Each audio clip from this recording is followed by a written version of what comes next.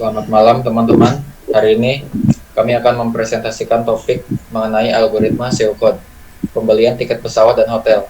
Presentasi ini akan menjelaskan langkah-langkah sistematis yang biasanya dilakukan dalam proses pembelian tiket pesawat dan pemesanan hotel, khususnya melalui platform online.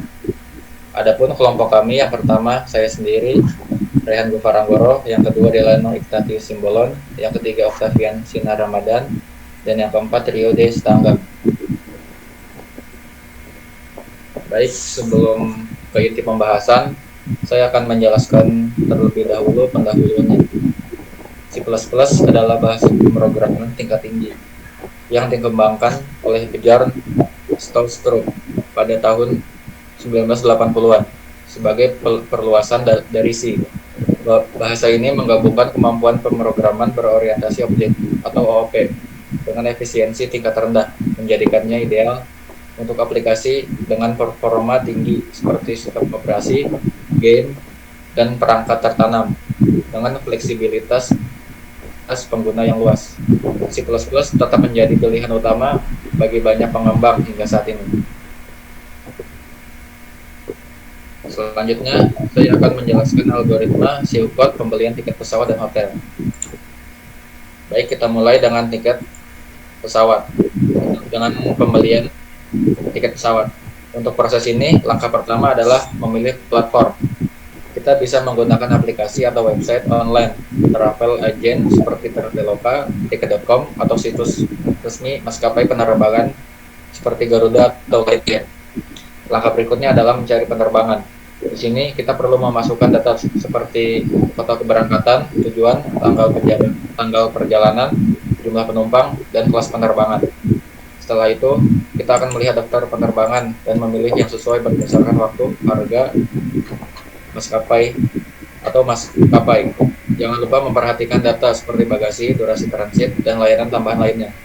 Langkah keempat, kita harus mengisi data penumpang seperti nama lengkap, sesuai identitas, nomor KTP, atau paspor, serta kontak. Ada juga opsi tambahan seperti memilih kursi atau membeli bagasi ekstra dan asuransi perjalanan. Proses selanjutnya adalah pembayaran.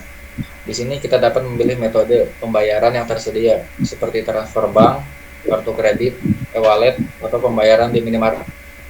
Terakhir, setelah pembayaran berhasil, tiket elektronik atau e-tiket akan dikirimkan melalui email atau aplikasi.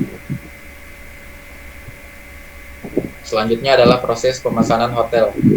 Langkah pertama adalah mencari hotel. Kita perlu memasukkan kota tujuan, tinggal check-in dan check-out, serta jumlah tamu dan kamar yang dibutuhkan. Setelah itu, kita dapat menggunakan filter untuk mencari hotel berdasarkan harga, fasilitas seperti wifi atau kolam renang, dan lokasi. Jangan lupa membaca ulasan dan rating untuk memastikan kualitas hotel. Setelah menemukan hotel yang cocok, langkah berikutnya adalah memilih kamar. Kita dapat memilih jenis kamar seperti standar, deluxe, atau suite sesuai kebutuhan, serta memeriksa kebijakan seperti pembatalan atau sarapan.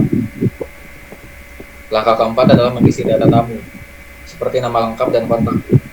Kemudian kita lanjut ke pembayaran. Sama seperti pembelian tiket, kita dapat memilih metode pembayaran yang tersedia. Terakhir, setelah pembayaran selesai, kita akan menerima voucher hotel yang dikirim melalui email atau aplikasi. Oke, sekarang yaitu saya akan memaparkan flowchart yang sudah dibuat. Yang pertama yaitu flowchart pembelian tiket pesawat.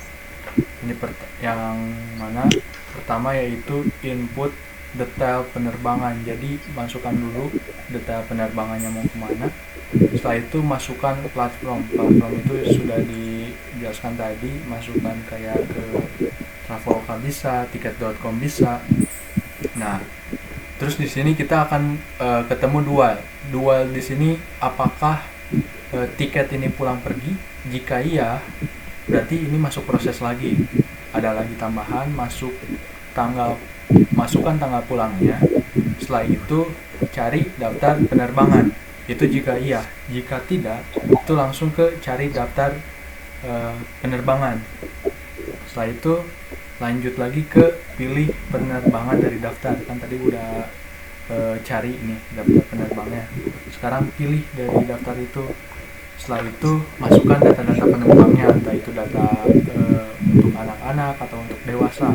Nah, di sini kita akan ketemu lagi sama dua. Apakah menambah layanan tambahan tadi seperti kursi atau asuransi?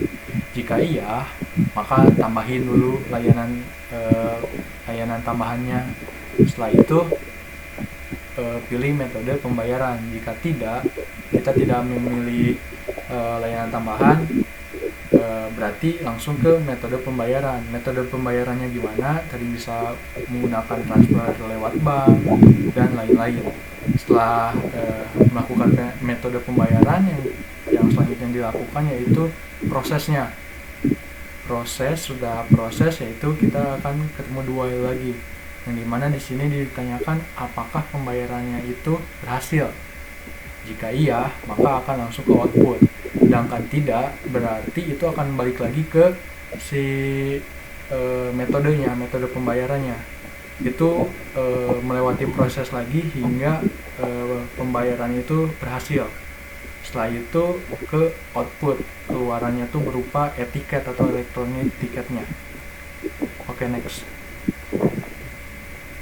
Nah, sekarang ke flowchart pembelian tiket hotel. Yang lebih tepatnya itu pemesanan hotel.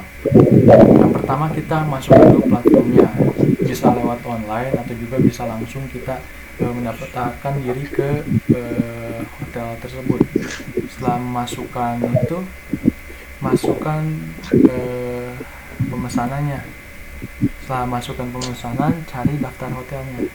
Nih, kita cari hotelnya mau di mana nih. Setelah udah dicari hotelnya mau di mana, pilih. Dari daftar itu pilih yang mana hotel yang ingin kita tempati. Setelah udah dipilih hotelnya, kita pilih kamarnya. Kamarnya ingin 1 malam kah, harganya berapa, dan lain-lain. Setelah kita memilih kamarnya apa, pilih tamunya, kita mau nginap berapa orang nih. Nah, itu juga termasuk ke pemilihan, maksud saya ke masukan data untuk tamu.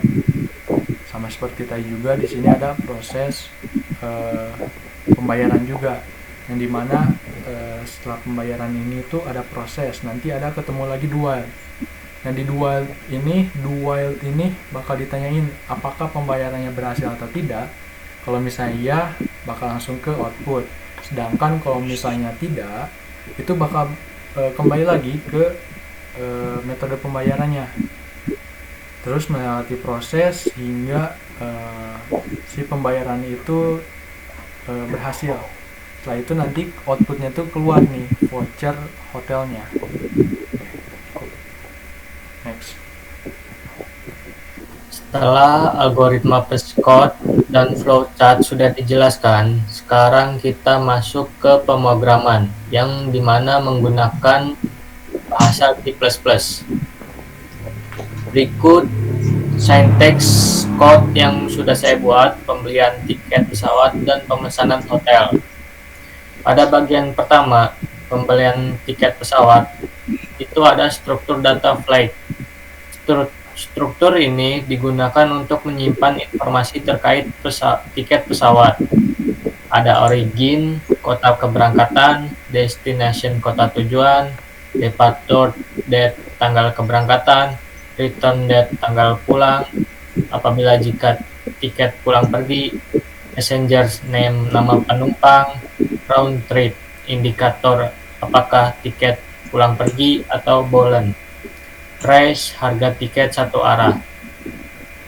Kemudian ada fungsi calculate flight cost. Fungsi ini menghitung total biaya tiket berdasarkan jenis tiket.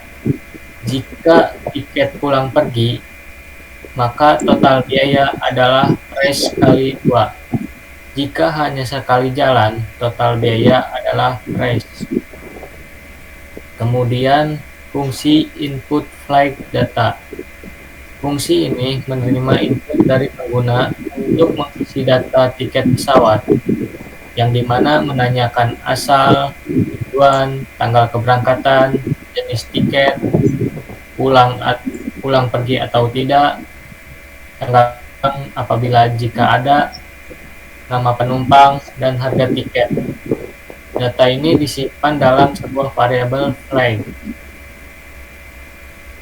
Kemudian ada proses pemesanan tiket pesawat di flight. Data tiket diinput menggunakan input flight data (2), kemudian total biaya dihitung dengan calculate flight cost, dan ringkasan pemesanan ditampilkan termasuk kota asal, tujuan, tanggal keberangkatan, nama penumpang, dan total biaya. Kemudian kita masuk ke bagian yang kedua, yaitu pemesanan hotel. Yang pertama itu struktur data hotel. Struktur ini digunakan untuk menyimpan informasi terkait hotel, yaitu location atau hotel, atau lokasi hotel, check-in date atau tanggal check-in, check-out date atau tanggal check-out, guest name atau nama tamu utama, room guest atau jumlah tamu, rooms atau jumlah kamar yang dipesan, dan price per night atau harga per malam per kamar. Kemudian masuk ke fungsi calculate hotel cost. Fungsi ini menghitung total biaya penginapan hotel. Total biaya dihitung berdasarkan jumlah dari hari menginap, contoh 3 hari, jumlah kamar, dan harga per malam. Kemudian masuk ke fungsi input hotel data. Fungsi ini menerima input dari pengguna untuk mengisi data hotel, yaitu menanyakan lokasi hotel, tanggal check-in, check-out, jumlah tamu, jumlah kamar, harga per malam, dan nama tamu utama. Data ini disimpan dalam sebuah variabel hotel. Kemudian masuk ke proses pemesanan hotel di Mind. Data hotel diinput menggunakan input hotel data. Total biaya dihitung dengan calculate hotel cost. Ringkasan pemesanan ditampilkan, termasuk lokasi hotel, tanggal check-in, tanggal check-out, nama tamu utama, dan total biaya. Kemudian kita masuk ke ringkasan fungsi di Mind.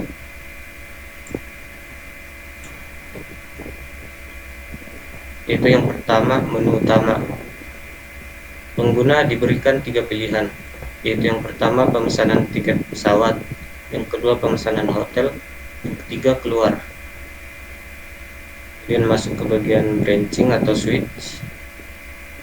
Di situ terdapat 3 bagian, yaitu case 1 proses pemesanan tiket pesawat, case 2 proses pemesanan hotel, case 3 keluar dari aplikasi, dan yang terakhir yaitu looping atau do while.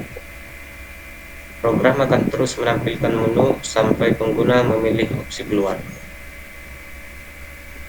Next. Kemudian ini adalah hasil output yang keluar setelah syntax code dibuat.